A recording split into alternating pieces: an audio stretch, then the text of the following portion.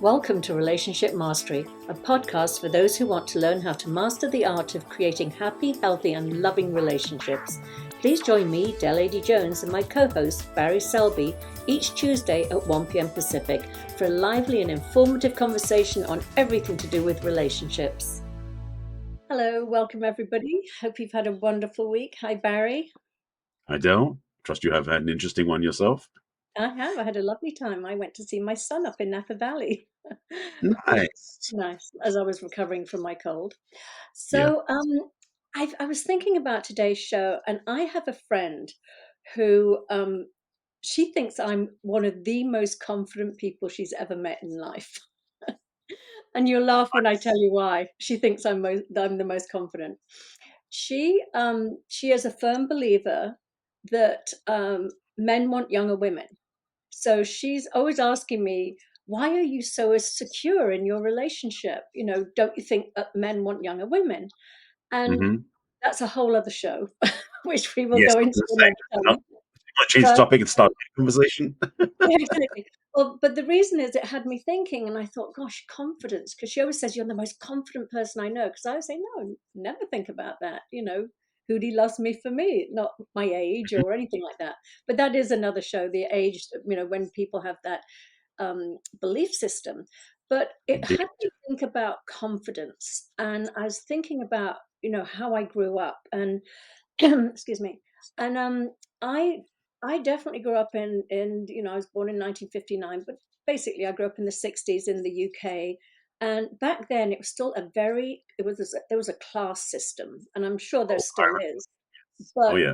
very much when I grew up, and I grew up, my mother was working class, absolutely working class, but she was incredibly bright, very intelligent, and managed to go to grammar school. So she did very, very well for herself in the world. But she always had this sort of, we're better than others. And I used to think, you know, because, you know, she made a lot of money and she sent us, excuse me, I'm still getting over my cold here, sent us to private school and things like that. But I always felt, especially being illegitimate, I always felt less than others. I had this Mhm. real, I am less than others. But here's my mother walking around with all these airs and graces and driving her big Jag, you know, I'm better than everybody else. So there was this push pull within me. And I found myself always comparing myself to others.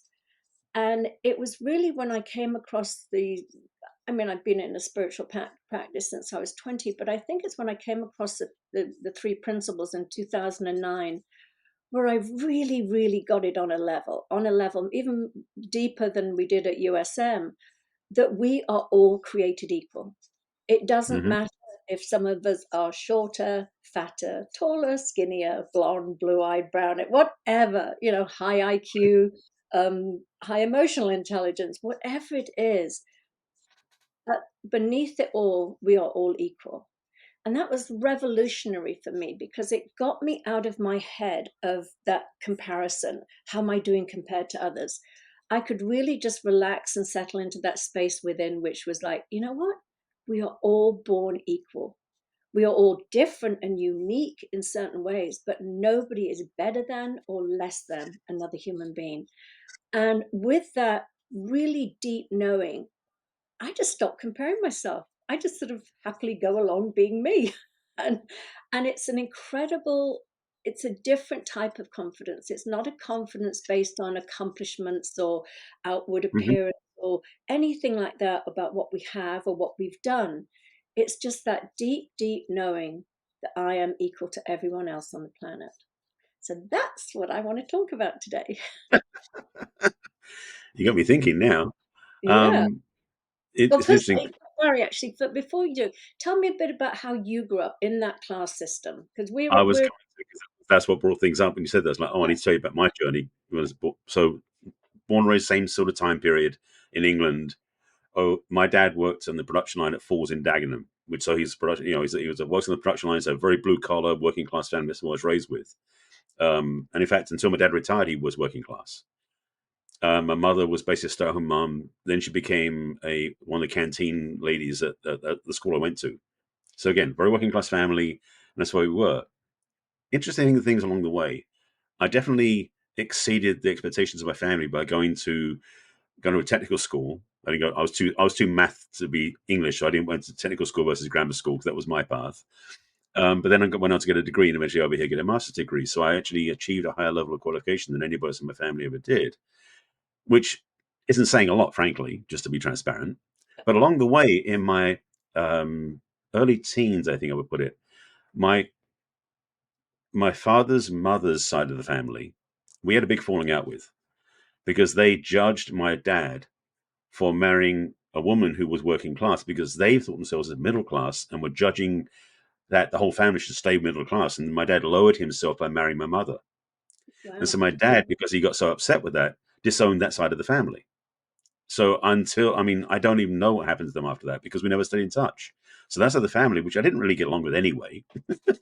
So my Not aunt and well, my aunt, and it's interesting. One piece along the way, my aunt, which is my father's sister, had a son who was about a few months younger than me, about the same age, and his airs and graces of being upper class, which he wasn't, were very. It's like leaving a sour taste in my mouth because he mm, basically what happened, his parents got him everything. They got him the job. He got at the jewelry store, working in the fancy area of town, and he had all his airs and graces, like he was acting like he was so much higher than he was.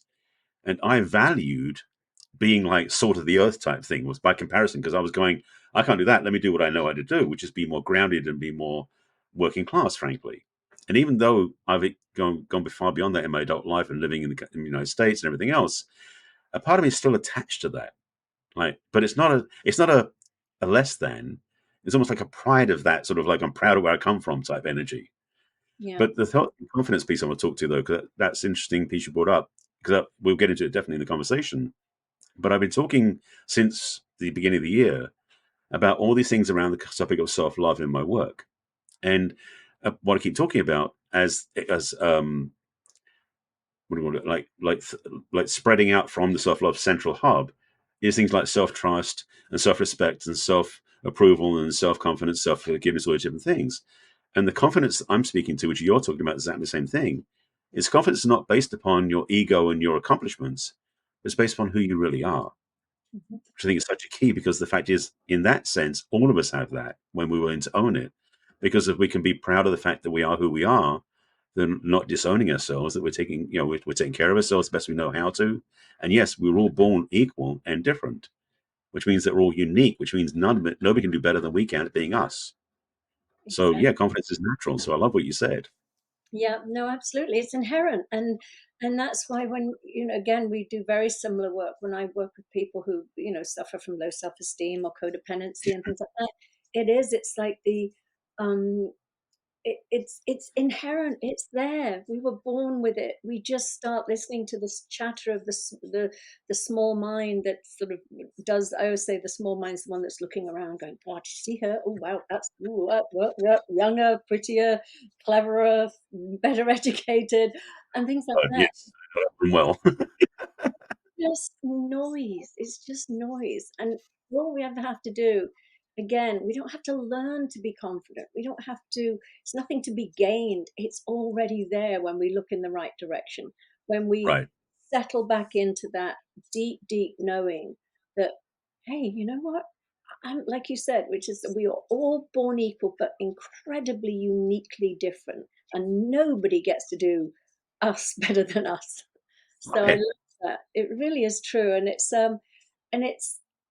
just blows me away when I see really incredible human beings giving away. I mean, we talked about this a few weeks ago, giving away their power, not necessarily to another human being as such, but to their thinking, to this Right. chatter that's just busy monkey mind. Buddhism call it, is whatever you want to call it. I call it the small mind, the mental chatter, whatever you want to call it. It's just noise, and it just pulls us away from who we already are, inherently are. So it is that settling back into that deep, deep knowing that we do have everything that we need, everything that makes us great human beings inside of us.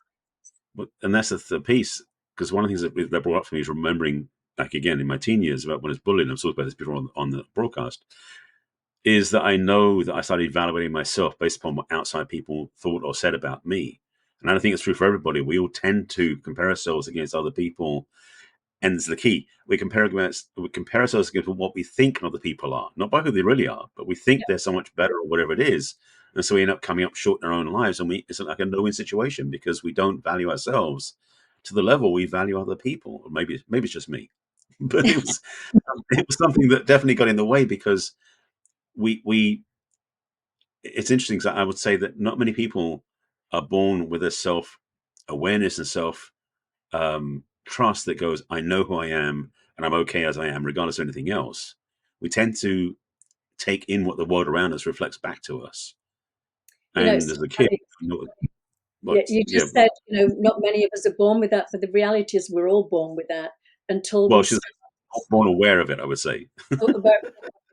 Well, I mean, I think we are aware of it when we're born. Look at little toddlers; they're so And they, confident, and then all of a sudden, it's society and messages we get that start to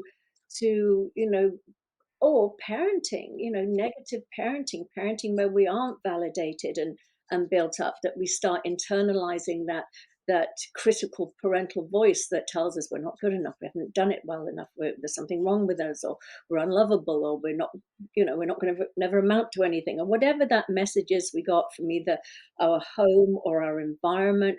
And we just start taking that on board, and it's just gunk on top of the truth of who we are. But hmm I want to say something too, because we have such similar backgrounds in so many ways, and so different in so many ways as well. But the fact that we both came to the US and settled here, I remember hmm coming here, and as I said, I was deeply insecure as a child, and often that would manifest, especially when I was wearing my convent school uniform, feeling very posh and very, very upper class. And so I had that dichotomy of like less than, better than. But what I yeah, loved about America when I got here, and not that I'm a sort of an Oprah devotee or even watched her that much at all, but I do remember watching her when I first came here, in wherever she started in the 80s.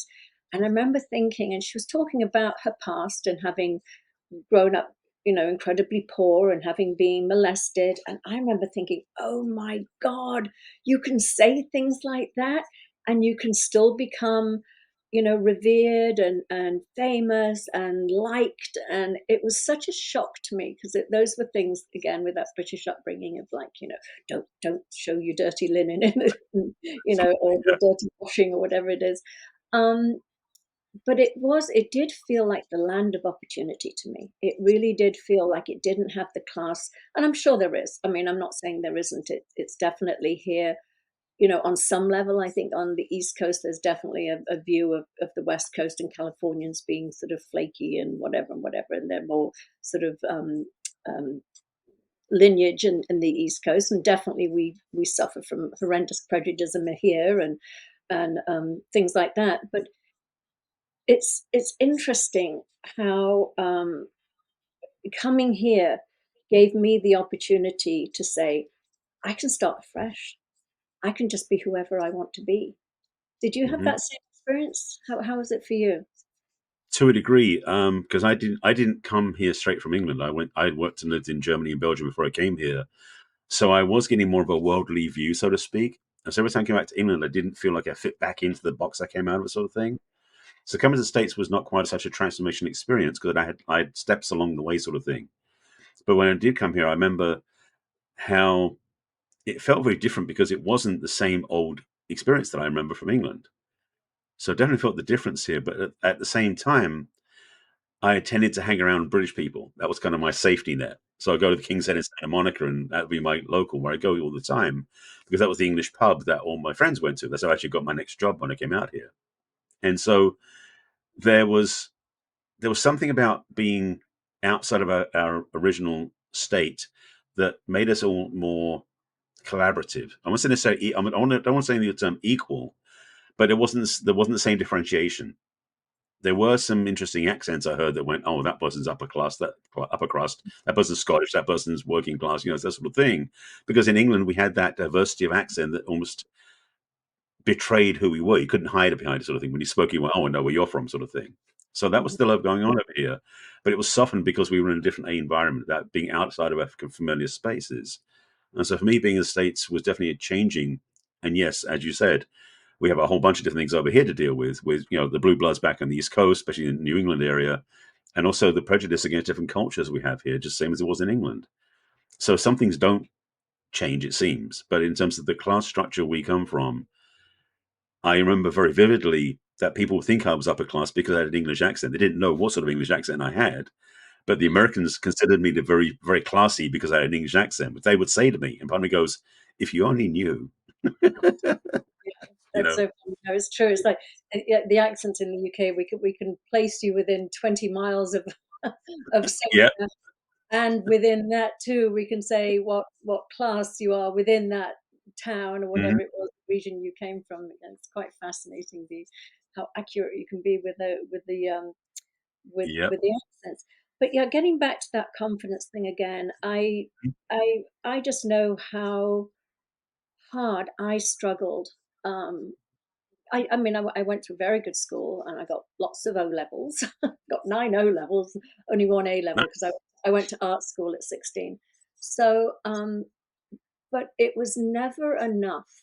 Didn't matter. And again, I went back to school too. I got a master's and went on to college in the UK. Went to art school and design school, but it didn't matter how many qualifications I got, or how skinny I was, or how anything. Nothing I did on the outside could fill that gaping wound that was inside me of that insecurity. I'm not good enough. I was, I think when you're abandoned by a parent, there's this massive wound in there that you grow up with feeling, not good enough. I mean, I believed it so strongly. I mean, to the point where I look back now and I think, even in my 20s and 30s and 40s, I still didn't feel good enough. And it's crazy when you look back and you think, God, all those wasted years of trying to prove something, um, when it really was just there was, I had parents that just again did the best they could. Doesn't mean it was good enough, but hmm my mother was certainly a much better mother than my father was. My father was completely absent, but just how we as children take on that message that there's something wrong with us, there's something lacking with us when a parent can't fulfill their role as a loving parent. right. That's one of the challenges I think that so many people do face coming from family. Because the thing is that our parents didn't learn how to be that confident themselves most of the time either. So they were raised in a family where they had their issues. So first of all, just say for those who are listening who maybe that feeling their own parents didn't raise them the way they wanted, judging and blaming your parents may be erroneous simply because your parents didn't necessarily have the skills they needed to raise you in the first place because of the way they were raised. So Mhm. having some level of compassion is a good thing to have, period. The other part is that, and I know, therapy is very common over here compared with England, although England's got a lot of therapy as part of the conversation nowadays, which is good, is that people are seeking counseling, guidance, support to get back to themselves because they recognize that where they come from doesn't necessarily accurately match who they really want to be. And so by seeking support, whether it's like you or myself or from other people, getting help from somebody else who can reflect back to them who they really are Mhm. is something that we all deserve and need anyway. Whether it's from a therapist or a relationship partner, even, it's like it's still good to have that reflection so that we can remember who we really are to be that confident. Because confidence isn't about ego; it's about honoring ourselves. I feel. Yeah, 100%. And it's interesting. I'm not going to name names. I went to listen to a very big motivational speaker a few weeks ago. Somebody had a ticket. They said, "Do you want to come?" And I was like, "Yeah, sure." And I really took issue with the languaging because hmm it was very much this sort of self improvement. It was the who do you want to become? Who do you want? Yeah. And I kept thinking, you're pointing people in the wrong direction. They are already these amazing, resilient, we beings that have well-being within us, that have confidence within us. If we just stop listening to the insecure mental chatter that we all have in our heads, all of us. Some of us pay attention to it a little more than others, but we all have it. It's like Yeah. it's nothing wrong with it. So there's nothing to sort of in my book anyway, my training is there's nothing to sort of kill off and overcome and become this great thing. It's like, no, we're already great. We already were Yeah. born and created with everything we need within us. We have the toolbox. It's the, and that's the other thing is like when these people, um, I mean, yes, get a guide, get somebody to point you home to who you are, to say, hey, this is who you really are. But when Right. people set themselves up, I remember one woman I met years ago, and I had such a reaction to her. And she was like, I have a direct line to God, and if you want to improve and whatever, you need to Get follow Yes. me to bypass a lot of years of suffering. And I'm thinking, Hmm. oh my God, I cannot believe I'm hearing somebody say that. They have a direct line to God that nobody else has. And for Hmm. us to become as incredible as she was, this guru, that we needed to, acquiesce to her. And she had a very cruel side to her. And Yeah. she would, I would gather with a group of women, we would all gather together, and she would really sort of single us out individually and really want to crush us and Hmm. humiliate in front of each other. And she did it with me one day, and I was like, not happening. I was like, you want to have a conversation with me in private, you can, but you don't do this. You're not, and I ended up leaving the group, and quite a few women contacted me after and said, "Oh my God, thank God you left, because I've been wanting to leave and I didn't. I felt like I was the only one in the group that was struggling with this the way she was." But again, to just say there are people out there who set themselves up as gurus, and that you need to follow them to get something. And that's what I keep wanting to say, is that no, this confidence that we're talking about is innate within everybody. Doesn't matter Right. the messages you got, doesn't matter what you've chosen to erroneously believe for a few years of your life. That can be gone like that. You can see it for what it is, which is habitual thinking that has been around for so long.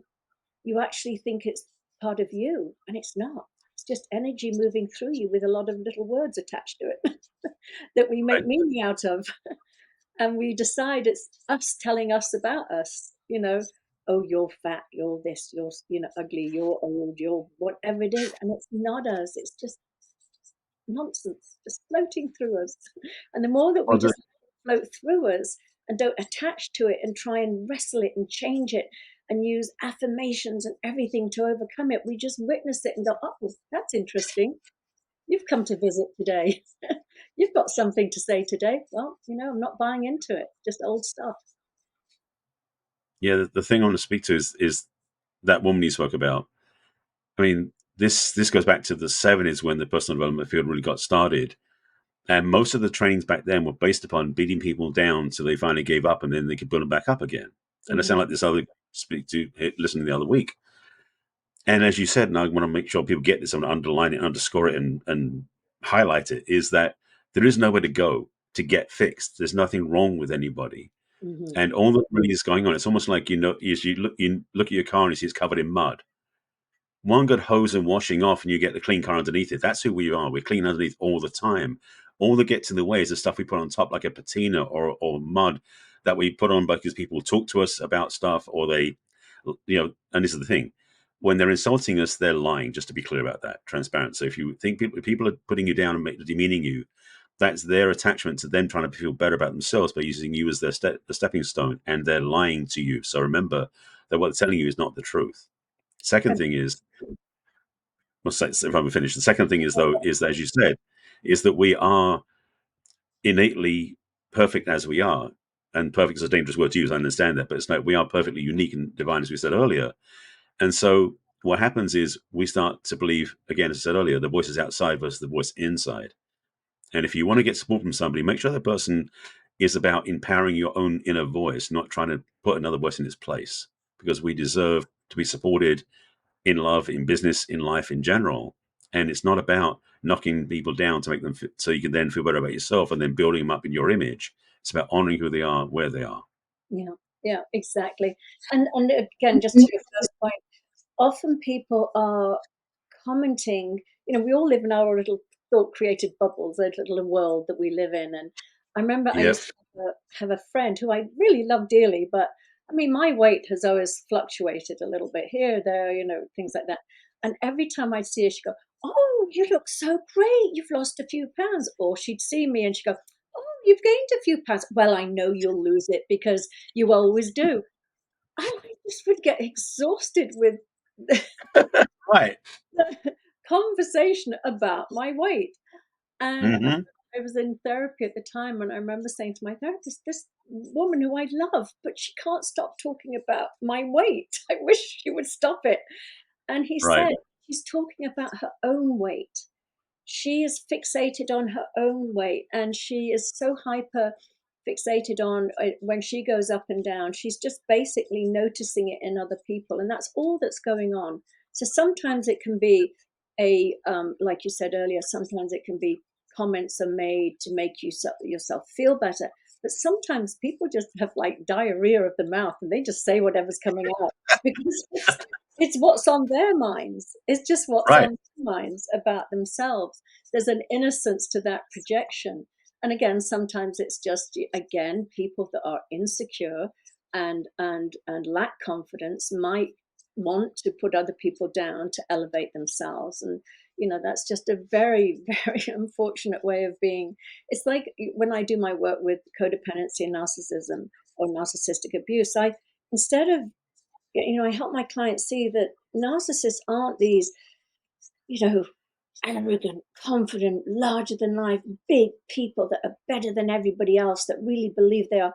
They're deeply insecure people. They've actually lost sight of how deeply insecure and how they lack confidence.